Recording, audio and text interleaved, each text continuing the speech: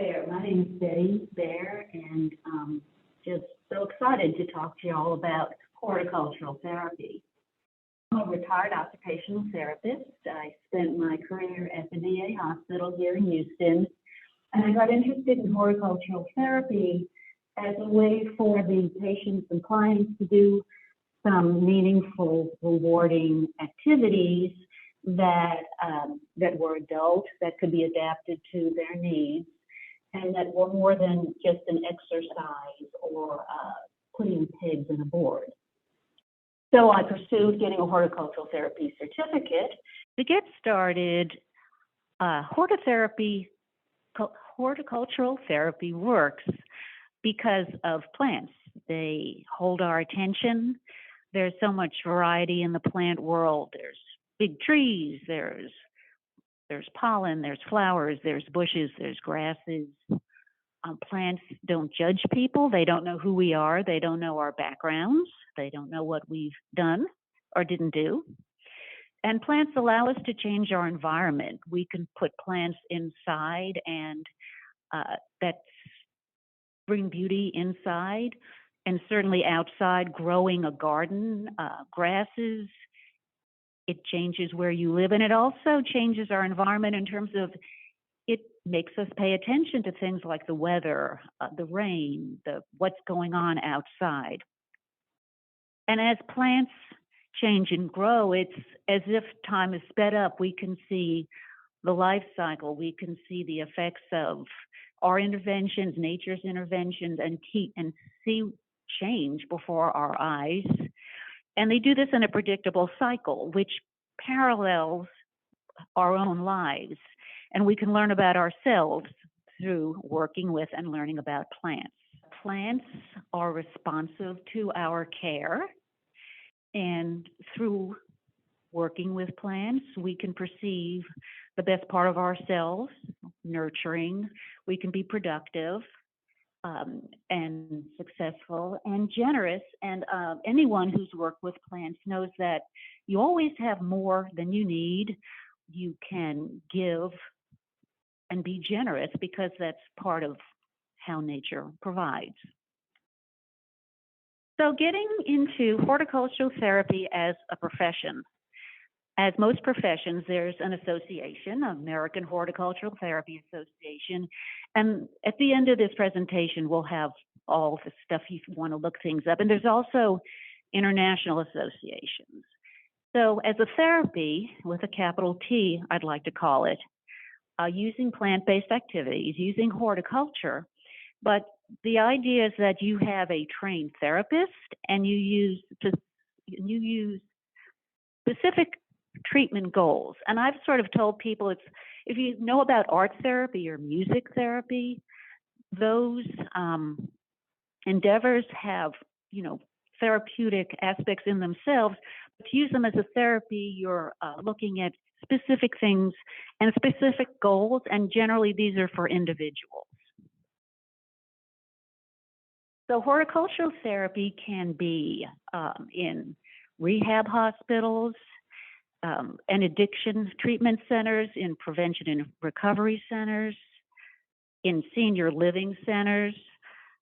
Lots of times in juveniles and correctional institutions, we'll have some kind of a horticultural therapy program, even if they don't really call it horticultural therapy. Private clients, I worked with a friend of mine who's a psychotherapist working with people with eating disorders. And we did a few sessions about, actually was herbs and learning about plants and being mindful and kind of connecting that to healthier eating.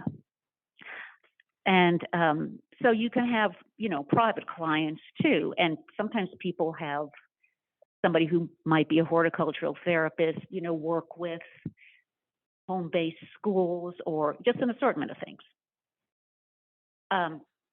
Working with plants has many benefits for people. Certainly, you are using your body. There's fine motor, there's balance, there's endurance. There's a horticultural therapy program that was in New York working with people who had surgery, again, trying to get them back on their feet, and also taking rest breaks, but they were doing something that was fun and meaningful. So it wasn't just exercise and it wasn't contrived. And that's really what I found so important about it. Intellectual benefits, people can decide when to plant, what to plant. Do you plant a seed? Do you plant a little plant? And the emotional and psychosocial benefits also can help people who have cognitive problems or have dementia. People that have those problems can still feel things and they can still get satisfaction out of the natural world. You can share tasks as horticultural therapy. You can set up a session where people, the people involved have to figure out who's going to do what, how to work together, and then the plants are sort of what you might call modality. There's financial benefits to working with plants at Brookwood, if some of you know, which is a residential place for adults with developmental disabilities, and they have a garden where they grow plants and they sell them. Now, I don't think they actually call it, again, therapeutic, horticultural therapy. It's skills training, and also for people incarcerated, they often have, well, not often enough, but they may have a gardening program, and some of the people might learn skills that they can use when they leave, which is certainly valuable. So a type of horticultural therapy garden could be a sensory garden where you have lots of things that are fragrant and smell good, and this is often used with people that have low vision. They can, feel sticky plants. They can, touch the bark of a tree. And then you might say a serenity garden would be, and they've had this as MD Anderson, where you have grasses that sway in the breeze and it's not too stimulating. Rehab gardens are ones that could have raised beds where you might have tools specifically for people to, create adaptations. You might pay a particular attention to pathways and accessibility. Memorial gardens are people often plant plants or trees in memorial of someone else. When I was working at the VA, we had this little atrium that became sort of this hodgepodge planting place. And one day, this woman came by the OT clinic and was visiting this plant that her husband she'd given her husband, and they decided to plant it there. I mean, they did this on their own, which is certainly better than having everything, part of quote unquote therapy. And she was also a client of a patient of the VA, and she would visit the plant there. And, that gave her, an emotional positive experience. There are vocational gardens, sometimes they're called sheltered workshops, where people, again, sort of like Brookwood, they learn they learn horticulture and they get paid for what they produce. So a horticultural therapist, which we'll call HT, and there's actually also an HTR, registered horticultural therapist, you can get this distinction from a bachelor's of science with a concentration in horticultural therapy. The only trouble is there's a handful of colleges that have that. Colorado State is one, and you could look up the rest if you want to. And there's also certification programs, which is what I did, where the Horticultural Therapy Institute has, I don't remember what it is, and they've changed things, maybe 4 or 5 or 3 or 4 4-day weekends where it's like an intense horticultural therapy program, and they're in different parts of the country. So who does this?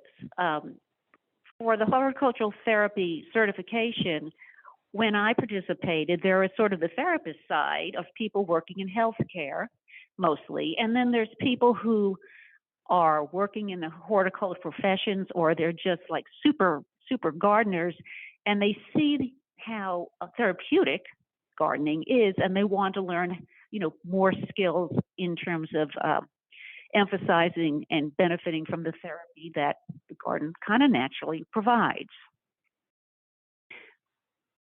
But because horticultural therapy is not a registered, it's not a licensed profession, so anybody can call themselves a horticultural therapist. And in a sense, you don't have to get a certificate. I did, because I wanted to learn, what it was like, and I was an OT already, so I'm sort of in this professional direction. But I mean, you can yourself learn those skills. I guess the ethical issues are, well, if you don't say you're registered, you're not, and that's sort of a separate thing that I won't go into. But in terms of finding a job, it might be helpful to have a certification. But finding a job is not that easy, just because, there's not very many jobs for horticultural therapists. Now, you could have a job in a correctional institution or a psychiatric hospital or an addiction treatment center, which is gardening, or if they have a garden there, and they want a garden program, that's essentially horticultural therapy. It's also pretty much entrepreneurial in that you could make and find your own jobs. For a while after I retired from the VA, and actually I went back there to work as a volunteer in a garden, and I'll tell you a little more about that. I did some volunteer work with a psychiatric hospital, thinking that could lead to a job, and then I just didn't bother. Okay, so now we're kind of veering into what some people call therapeutic horticulture, which is a lot like horticultural therapy, thinking that you're enhancing activities through plants, but it's not really tied to a treatment plan. It's less goal directed, but I would say it's more of a approach, and you can still have goals, and you could still have specific ideas of what you want to do with a group and what you want to accomplish, but it's not as structured. And, therapeutic horticulture happens regardless of who says what or who structures what.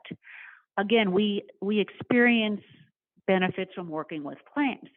So then I would, say, especially in our community gardens, school gardens, how can we encourage more of those benefits? Because, we all want to increase our sense of well-being. And I guess also, how can we instill in people a love of nature? So these are some of the ideas of how to enhance or reap the therapeutic benefits of horticulture. And I'll kind of go through them. So you can read that little part for yourself. So garden design, anybody who's into this, this is some basic stuff, but just to reorient accessibility, seating, shade, think about Garden for All. It's the West Gray Multipurpose Center. They have a playground that's like amazing, and that's for all. And they also have, gardens, raised beds, all that stuff. Think about sensory-oriented plants. And also, more and more, I think native plants, people are realizing the life you bring to your garden with native plants is hugely important for the plants, and for the insects and everything else, the beneficials, and also for people to see life. I really personally think signage is important. It's sort of a pain because, every time you write something, eventually it wears off. But I think it helps what I'll call level the playing field, so people don't have to ask somebody what's that. And also you're reminded, so you're increasing your knowledge base. And I also think that, there should be some place, hopefully, where kids don't have to worry about messing things up. Because, one of the great things about gardening is you play in the dirt and not just looking at, sort of the end product. So this, I'm not really sure where this fits in, but I think it's really important for people to remember how a garden can change your mood and can relieve stress. And when I was talking to Kay Harnden and Jean Donahoe, who do horticultural therapy, they said and actually Megan from Urban Harvest, one of the most beneficial things that they found is when working with people that were upset, and we all are upset, just a timeout, go into the garden. Instead of it being a punishment, it was a way to change your focus and to just breathe, okay? And you can do this without any words. And also, what I found out, and I don't think people realize it enough, is like at the VA garden that I worked with, the staff benefited from the garden. And also the gardeners were, this was something they gave back. Instead of always being the subject to other people's intervention, they were out in the garden and the staff asked them about the plants and they could tell them what they were growing. And I think that's another real benefit. And also, I think that's also a reason to keep a garden visible. Sometimes gardens are like stuck away and people never see them. So I think, the garden could be the pride of somebody's institution. Another thing I think to remember is emphasizing how a garden is a way to start over. And again, if you're thinking, when we're going out with a group of people or anybody, planting a seed affirms a new start. It can, be a way to, it's hopeful. We all know that. What you produce might not be what you expected. So you have a lesson there. And I mean, as I said with the gardeners I've worked with at the VA and this one school, there's no failure in gardening. You compost or you repurpose things. And part of it is also thinking about control. You don't have control over everything, and that's fine. As you know, gardening, you can plant a seed, you water it, you get it done. And, you have a sense of accomplishment. You also have tasks that are not over in one session, like weeding, like preparing a bed. So this could be a lesson where you deal with a delayed gratification. You have to wait before a plant before your fruit or vegetable ripens, before you pick it. And I think that, again, some of this is what happens naturally, but through a more therapeutic approach, you can think about asking the people you're working with, well, how does it feel to wait? Are you getting antsy about that? Or isn't it, you're learning from nature about life. Also realizing that plants need maintenance, just as our bodies do too, and that often deadheading produces more growth. So I know a lot of us, you see, that if you cut back, it allows for, I'm repeating myself, new growth. But I think there's a lesson in that you have to get rid of the old to make room for the new. So if you keep that in mind, and that's part of how you, your sort of approach and your talk, people get that. Sometimes it's putting words to the experience that reinforces it. And I love that gardening uses all the senses. And you could have a session, or every day you go, or every time you go out to the garden, what do you smell? Look around what's changed. Listen to what you hear. Describe what you touch. I mean, I have always told people about, the square stems of salvia and mint. And if you touch it, you can really feel that the stem is square.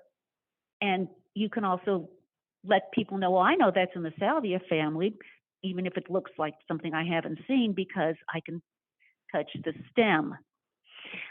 And naturally, people always, this sensation of tasting what you grow is, it always tastes better. First, it's fresher, and second, you had a hand in growing it. Okay, so everybody wants to know what to do, and I sort of didn't go that route, but here are some ideas.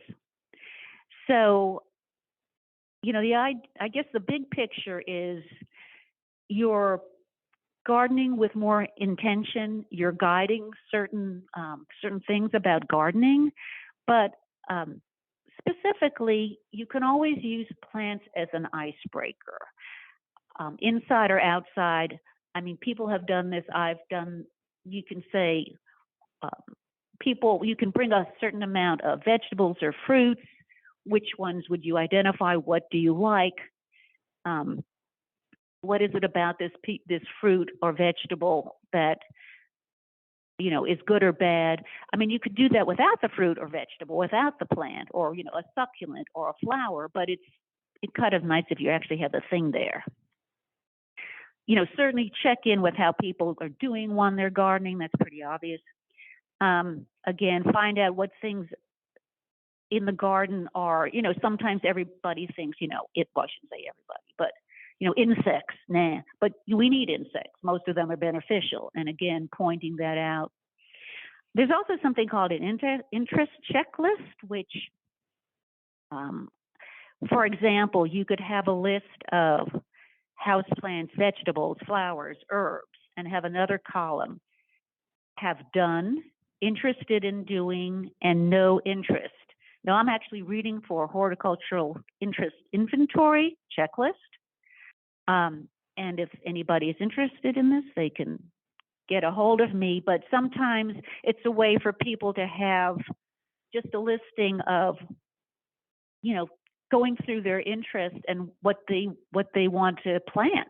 Because, besides the fact that certain plants are planted certain times of the year, et cetera, if you're gardening, it should be what the people want to plant, right? I think another really great thing is for gardeners to give garden tours, if at all possible. Or in this school I worked with, we called the class the Green Team. So, you have an identity. And we also thought to do this, it never happened, but that the Green Team would be responsible for a certain amount of plants in classrooms. And, they would be responsible for watering and make sure they're okay, which certainly gives kids a sense of accomplishment. And, and also it's wonderful to have plants wherever you are. There's lots of things you can do with, crafts, with decoupage, with painting pots, with taking pictures, making sachets. Certainly cooking and preparing food. I mean, herbs are the wonderful, everybody can do something with mint. Again, checking with how people are doing at the beginning and the end of the session. And just, again, finding something good about things in the garden. So the last one, besides the resources, are just basic mindfulness. We're all going through especially stressful times, and at this point, I don't know when that's going to end. So finding something for everyone to do, being a welcoming garden. I know all of you do that, but I think it's important for our own frustrations to not bleed over, and that we influence each other. Being enthusiastic, it spreads. And I like this quote by Edward O. Wilson about our innate tendency to connect connections with nature and other forms of life. And plants are such a great way to do that. They're very user friendly. And you know, also, again, we know we're in a climate crisis, and one of the things that, you know, I believe is that you save what you love, and this is from a longer quote. So if you love nature, you're going to want to keep it around a little longer. So this is, again, you can find anything at all on the internet. The American Horticultural Therapy Association has all sorts of links. The Horticultural Therapy Institute is where you can get certified. I got a lot of good information from this book by Bibby Moore.